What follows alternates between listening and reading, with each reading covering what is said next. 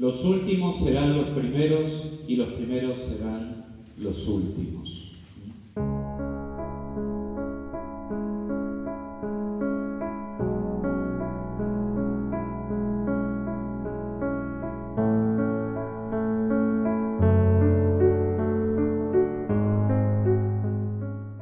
Estamos celebrando el Domingo Bíblico Nacional y con el gesto de la bendición y las entregas de la palabra culminamos este mes de septiembre, mes dedicado a la Biblia, a la palabra de Dios. Y como ya hemos escuchado, cuando hablamos de la Biblia no hablamos simplemente de un libro más con un montón de letras muertas, impresas, escritas, ¿no? En un libro, sino que cuando hablamos de la Biblia hablamos de la palabra de Dios viva, y por eso estamos aquí, porque escuchamos el llamado del Señor, porque escuchamos que el Señor nos llamaba a la conversión, a cambiar a una nueva vida.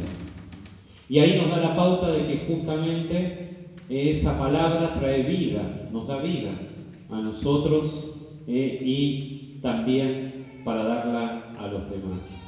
San Mateo nos regala otra parábola, como las que venimos escuchando estos últimos domingos, que se encuentran solamente en su Evangelio. San Mateo hoy nos regala esta parábola que se llama parábola de los obreros de la viña o del propietario bueno.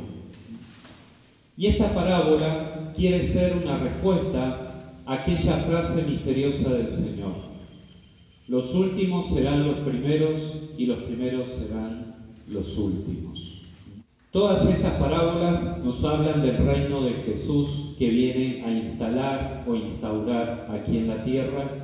Por eso en el Padre Nuestro nosotros repetimos: venga a nosotros tu reino. A esos fariseos que estaban atentos, mirándolo a Jesús a ver qué hacía, qué decía, con quién se juntaba, con quién no se juntaba, a esos fariseos rígidos y fanáticos que creían que se habían adueñado del reino, les molesta mucho que Jesús sea bondadoso y misericordioso con los publicanos, los paganos, los pecadores y los excluidos. Pero lo más importante que el Señor quiere hacer hoy es purificar la mirada que muchas veces podemos tener de Dios. ¿En qué Dios creemos? ¿En qué Dios estoy creyendo hoy? Acá por ahora lo más importante no es tratar los temas de la doctrina social de la Iglesia, porque muchos malintencionadamente han tomado esta parábola del Evangelio que escuchamos hoy para hacer una interpretación más bien socializante, ¿no?, de la palabra de Dios. ¿Y por qué? Porque justamente esta parábola habla de los temas de la doctrina social de la Iglesia, que son el trabajo, el dinero, la justicia, ¿no? Pero ese será tema de otros textos bíblicos, siempre y cuando seamos capaces de interpretarlos en el espíritu de comunión y de unidad en la Iglesia, para evitar caer en interpretaciones personales. Esto desde siempre la Iglesia nos ha enseñado, y desde el Concilio Vaticano II hasta hoy, que todos tenemos derecho a la palabra de Dios.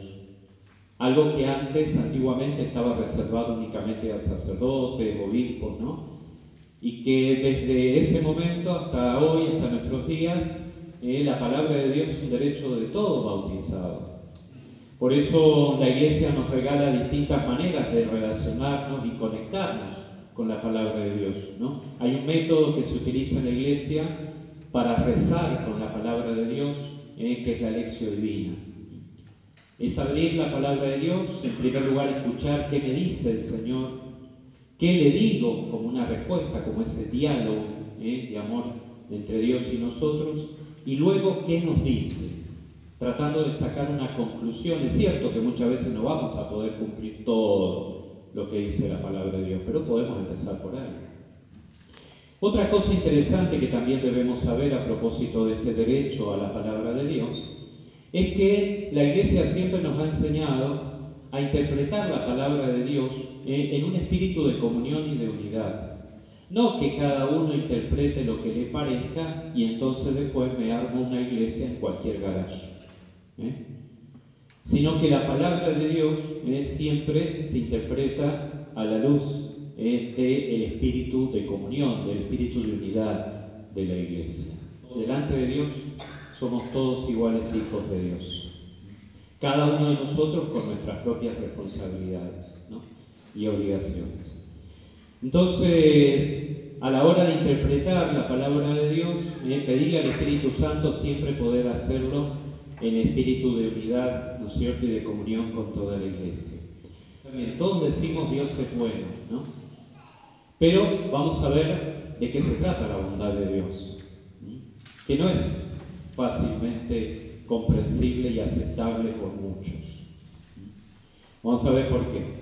Vamos al primer punto. Lo que Jesús quiere ayudarnos en esto es evitar relacionarnos con Dios como un trueque. ¿Qué es lo que le pasó a los primeros obreros de la parábola que pensaban ya, uy, me fumé todo el día, ¿no es cierto? Entonces voy a cobrar más que estos que entraron hace una hora.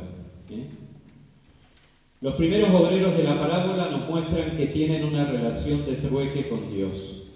Algo así como comercial, mercantil, ¿no? Te doy para que me des algo a cambio. O sea, porque me diste, te doy.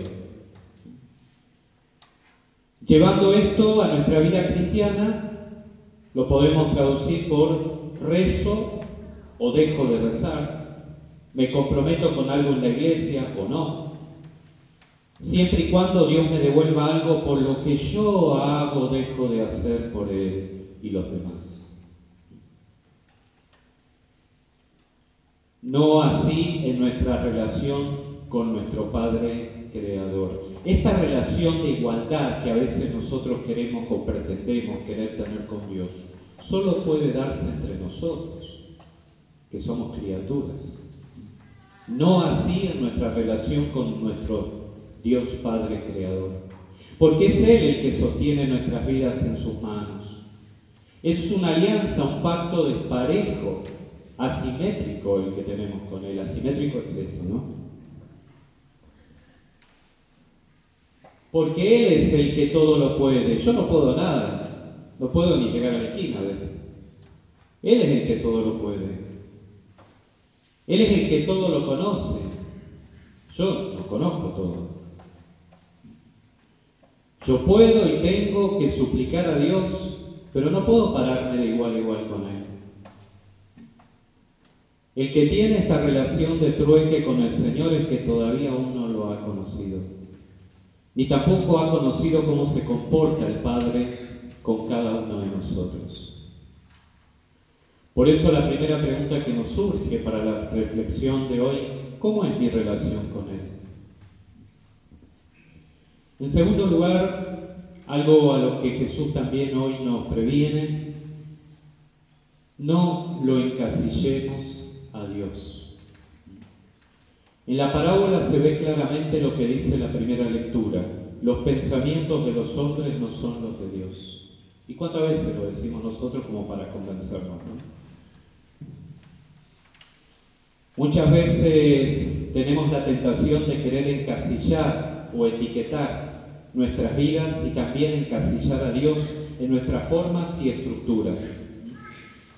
Esto es lo que desubica a los primeros obreros de la viña de Dios, que actúe de forma diferente, distinto a lo que ellos preveían.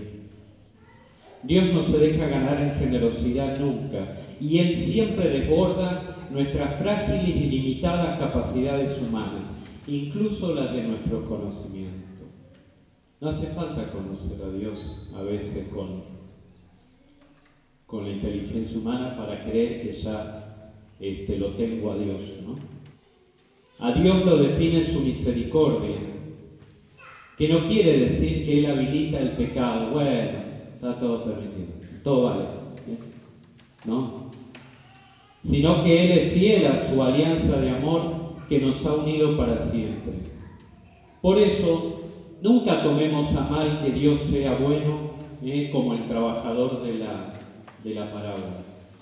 Y esta que recién entró a la comunidad ya se cree, ¿no? Yo que hace rato que estoy acá en la parroquia, ¿no es cierto? Y esta que recién entra la reciben con bombos y platillos. ¿no? Y si el padre supiera la vida que ésta tiene en el barrio. No es muy parecido a la parábola, ¿no? Día que podamos captar ese mensaje misterioso, ¿no es cierto?, secreto que el Señor quiere revelar, que el Señor quiere darlo a conocer, ese día entonces podemos empezar a difundirlo y compartirlo con los demás. Por eso, para terminar, me pregunto, ¿soy mezquino? ¿Soy mezquino con las cosas de Dios? Y otra cosa también, ¿no? Me dejo abrazar por el Padre misericordioso. El abrazo debe ser una de las cosas más devaluadas en nuestro tiempo. Por eso, saben que el abrazo es lo más generoso que uno puede dar. El abrazo es lo más generoso que una persona puede dar a otra.